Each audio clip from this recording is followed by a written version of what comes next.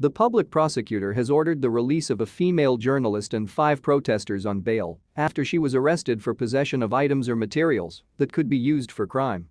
David Awol, one of the lawyers representing Dying and protesters, said the journalist was arrested while covering a peaceful protest against a high cost of living in Juba a week ago. Lawyer Awol stated that 5 protesters who were arrested along with journalist Dying were also released on bail.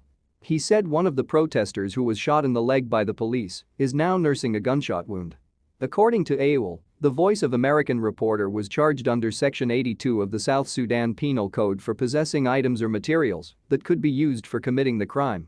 Remember, there was an application for bail which was rejected by the public prosecutor attorney at Malakia Police, Awol told iRadio on Monday. We actually appealed the same appeal to the senior prosecutor attorney, who later granted Dying a strong bail, so she has been released this morning. Dying was charged under Section 82, and that is the position that she has taken part in possessing items or materials that could be used for crime or something, and that is still under investigation, and that is the reason why she has to bail out until further notice. The protesters, mainly young people, took to the streets to complain about the high transport fares and fuel prices. They also demanded the unity government to address the unemployment and insecurity in the country. Lawyer David Awol said the protesters too have been released on bail. We were following all the cases of the protesters, and because they have the same fine, they are all granted bail. So they have all been bailed out, Lawyer Awol said. For his part, the chairperson for the Union of Journalists of South Sudan, Oyet Patrick, pointed out that the arrest of the female journalist should not scare other journalists from covering events that are of public interest.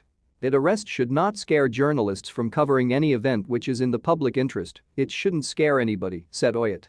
It is unfortunate, but one thing which is positive is that the law is there, and another thing is that we have seen a lot of support from other media organizations. We got a lot of support from even political leaders, we got a lot of support from the Bar Association and from various law firms that actually came to offer service. They did not ask to be paid money to do this work.